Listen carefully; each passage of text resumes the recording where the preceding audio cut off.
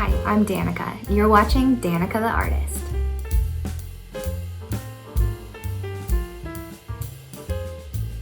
If you're a griever or just feeling stuck, this beginner art activity is just for you. There was a time in my grief process where I was doing what I would call editing. You know how when you take a picture, there's a whole bunch of options for filters you can put on before posting. These are so that you can look better, or look more attractive to yourself or to the person looking at the photo. It's to make it look like a nicer scene or a more beautiful sunset. We do the same thing with our grief. We tend to put on filters according to what we think that people want to see. All that does is hurt us and also the people who are listening. If they only see grief through a filter, they won't understand what it's like when they go through it for themselves. They also won't understand what's truly going on with you, so that they can't help you. For you, it's hurtful to go through a grief with the filter on, because that means that the reality is still there. It's not being expressed, but it's still down deep inside of you and hurting only you. I want to encourage you to be super brave and take off the filter, take off the mask, to be real about what you're going through, even if you can't put a label on it.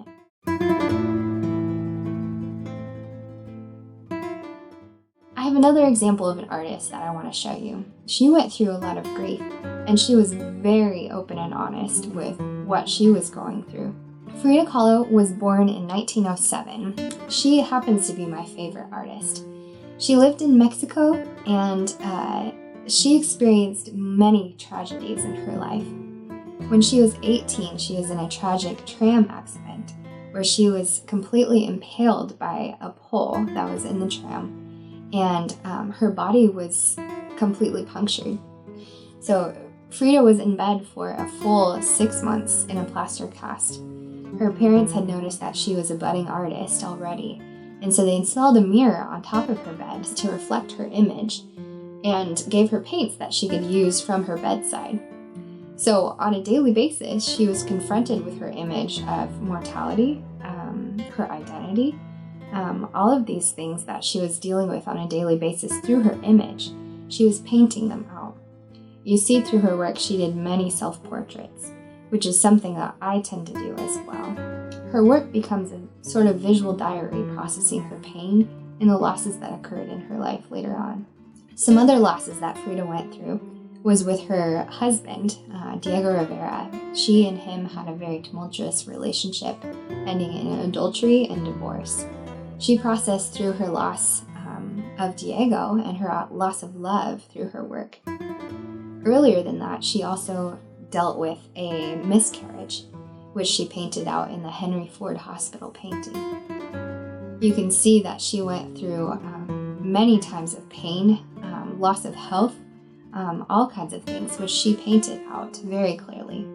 You see in Frida Kahlo's art that she used blood, anatomical hearts and other organs, skeletons to represent death, many things to represent what she was going through.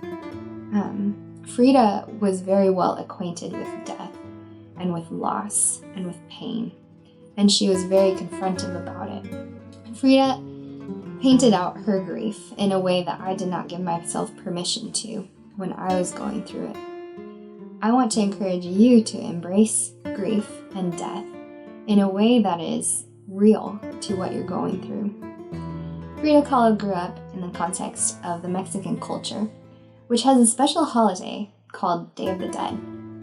On this holiday, people will actually go to the graves of the loved ones they've lost, bringing a full dinner and feast and baskets of marigold flowers.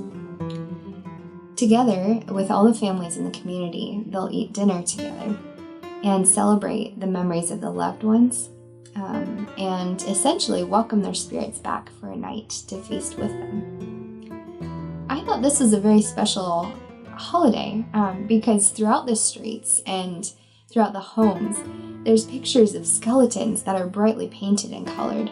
There's images of death personified as a skeleton woman, and she's wearing beautiful dresses, and she's dancing and drinking and feasting. Death in this culture is a very real reality, but it's not one to be feared per se. It's one to be acknowledged and celebrated. Death is okay in Mexican American culture. And so I think from that context, Frida Kahlo felt a freedom to express death in her own way. In American culture, we don't have many ways to express death in a way that's not taboo. For example, in the Christian church where I grew up, I felt like there was a special way to grieve that I did not understand or that I could not achieve. I felt like I was not able to grieve the loss of my loved one because supposedly they were in heaven and there was hope, and so I shouldn't cry. Come to find out, that was not healthy for anyone, and that was not anything that anyone had imposed upon me. It was just something I learned as a kid from my culture. What I learned later was that that same Bible that sourced those cultural ideas also gives permission to grieve. The Bible says that blessed are those who mourn. If we're blessed when we mourn, I think it's okay to do so. We also see images of Jesus in the Garden of Gethsemane weeping over his impending loss of himself and his death, and weeping over a man named Lazarus who Jesus would raise again to life. Jesus knew that he would raise him from the dead, but he still mourned his loss because all around him were mourners in pain. I don't know what cultural context you come from, but I want to give you permission to embrace this idea of death and mourning and crying. It's healthy to get these things out, and you need to. And so we're going to do that today through painting raindrops as symbols of tears.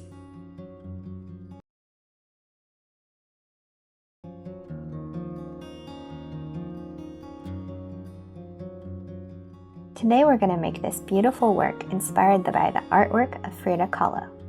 This is a wax resist background with salt and also a cutout anatomical heart. Today's focus is about letting ourselves feel again, letting ourselves particularly feel sadness, letting the tears come so that we can heal. For this project, we'll be using watercolor paper, as well as crayons or oil pastels, watercolors, so either the tube kind or the palette kind, and you'll need a paintbrush. So tear off one piece of paper and go ahead and leave it on the surface.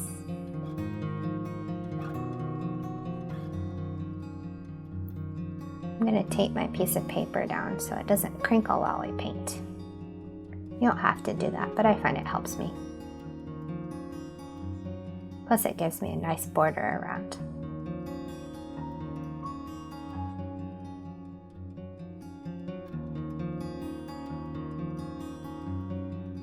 I'll do mine portrait style.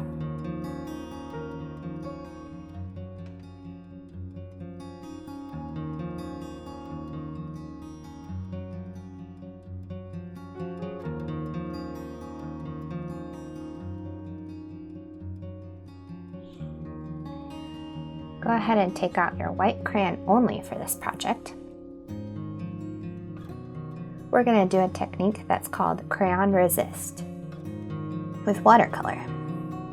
Now, crayons are wax-based, while watercolor is water-based. So when you paint watercolor over a wax crayon, the watercolor pools and then leaves the wax area. That way, when you have white marked and then watercolor on top of it, the white areas where it was previously invisible now show. With your white crayon, we're going to draw a series of water droplets. These can symbolize rain or tears. You can make them in several different ways. You can make them as a teardrop. This is just a scrap piece of paper so you can see what I'm doing as I'm drawing. You can make teardrops or raindrops like this in a drop shape, or you can make a series of lines that show the path of the falling water. Or you can combine the two, so a couple drops and then dots, a couple drops and then dots. You can play with rain going directly straight down, or you can tilt it. So, sometimes rain goes a little sideways in a storm. So that's what I'm going to be doing here on the white paper. You can't see it because it's white, but you can imagine it. And if you look from the side of your piece as you're doing it, you can see the shine of the crayon as you're doing it. I encourage you to press harder because that means that the watercolor won't show through as much. Whereas if you do lighter, the watercolor might have opportunity to adhere to the paper and you won't get as dramatic of an effect. So I'm going to do my water droplets straight down, and I'll combine teardrops with lines. So go ahead and fill your paper with as many raindrops as you want. They can be close together, they can be lines, whatever you think. Now it's invisible now, but it will show up soon once we put the color on top.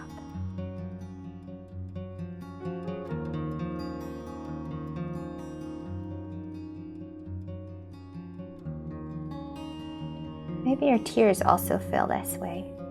Maybe you feel invisible or like your tears are down deep inside and you can't even see them. But once you add life or color to them, the tears start to come, and it's the most beautiful and healing thing to see them become visible.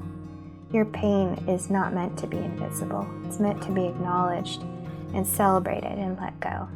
I encourage you as you're drawing these raindrops to think about the pain that you've experienced and see if you can get some tears out. Just let yourself cry. Find a safe place to do this. Let your tears mingle with the watercolor paper if you want. Let them drop down. Think about your pain and the reasons you're sad. These tears are unseen now, but they will become visible. Go to all the edges of the paper and fill this paper with raindrops or tears. Go as far as you can. So we've covered our paper with white crayon, and it'll become apparent in a second. Watch it come to life. I'll use tube watercolor for this one. So I have a palette. I'll choose the watercolors that I like.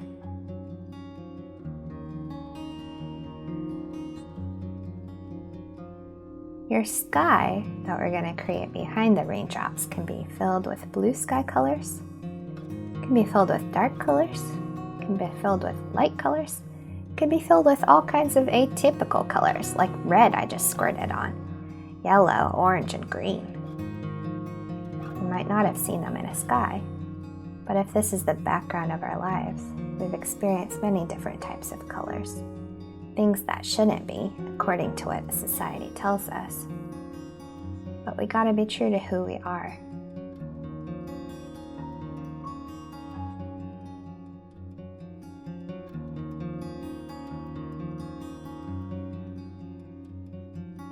So I'll use a wide brush for this because I'm covering a large amount of space. I encourage you to use a large brush as well, because if you use a small brush, you could get caught up in the detail of the design. Whereas the whole background is what is important right now, not the individual brush strokes. For tube watercolors, you need a lot of water to add to revive the paint.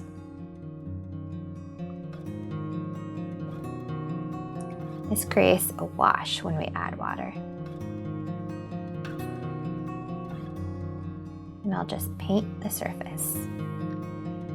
As I paint, you'll be able to see the crayon marks here.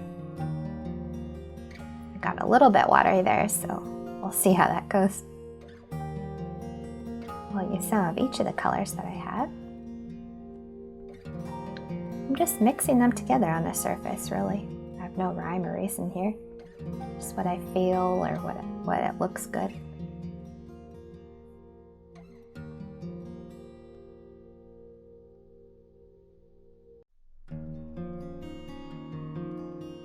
See how that wax comes through? It's really cool, actually. It's like you have a secret message of tears to reveal. It's beautiful.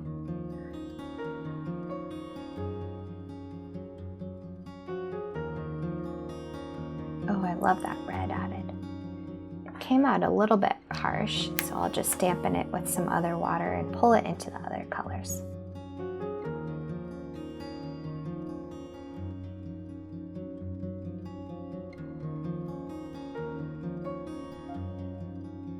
Once the piece is completely covered, you can do something special.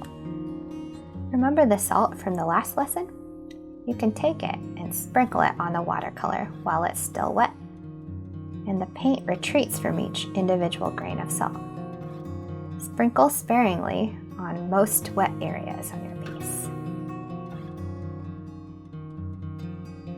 It retreats really well there.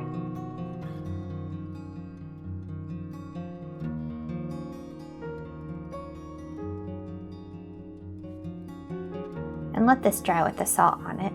Once it's dry, you can wipe it off. The salt will absorb the paint and it'll leave a little bit of a white spot, like little sprinkles in the midst of your rainstorm. It's dry now, so I'll peel off the tape.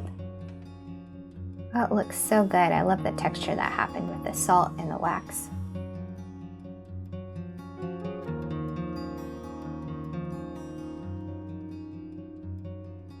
Now I'll rub the surface to get the loose salt off.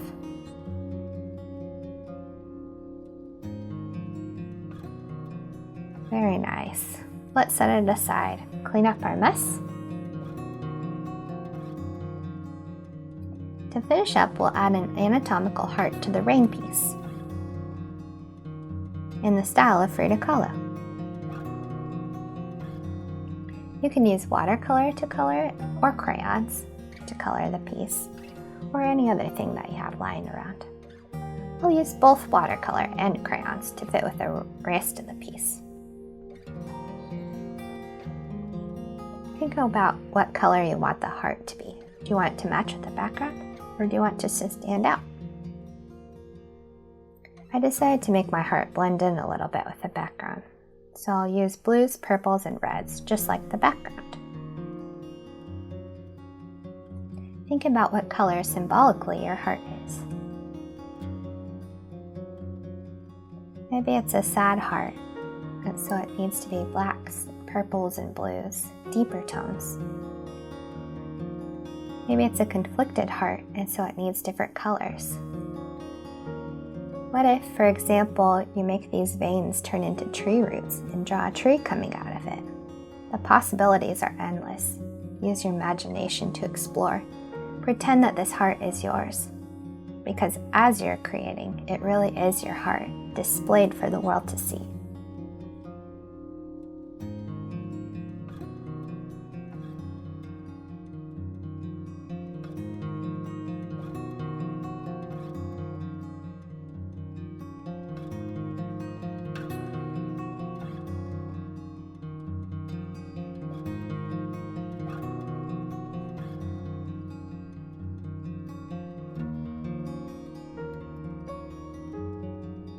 So my heart is in the process of healing, so I'm going to draw stitches on my heart.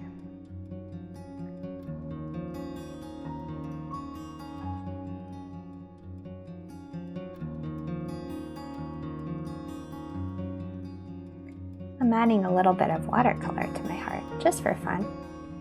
You don't have to, you can keep it in crayon if you want.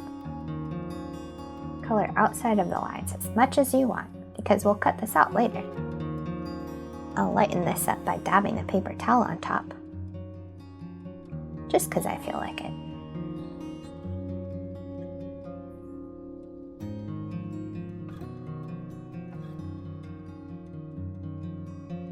There we go. I'll set it aside, let it dry, and then cut it out and paste it on the background.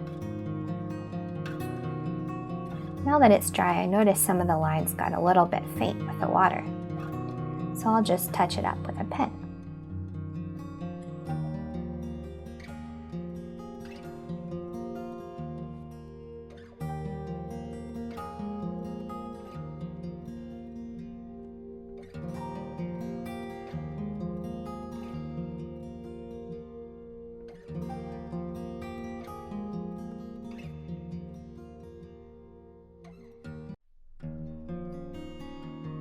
Next, I'll cut it out.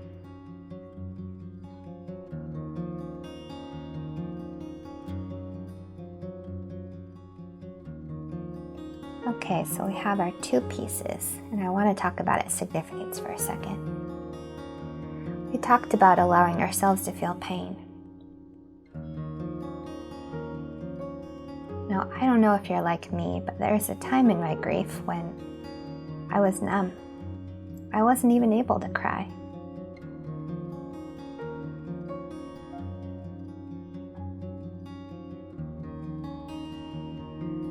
So for me, I needed to let down a wall of numbness in order to let myself feel again. The purpose was not to feel pain so that I'd have to suck it up or enjoy it, but so that the pain could be released. I couldn't heal until I cried it out. So I want you to feel free to do so as well. If it takes watching a sad movie to begin the process of crying about your own grief, do it for yourself, please. Whatever it takes to start the flow and acknowledge the loss that has happened and allow yourself to feel the emotions again. This is healing. Let your tears flow over you like healing rain. During your time of art and processing, let yourself feel.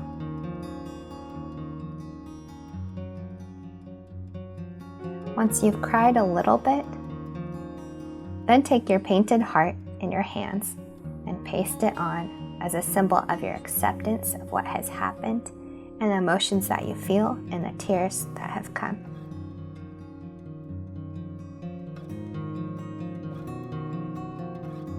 Remember, Frida Kahlo taught us to feel our emotions and to paint them out. Good art often comes from deep pain. And don't forget to sign. This beautiful work represents your heart, and I hope it gives you permission to feel all the emotions, including sadness. May you feel healing rains come upon you today.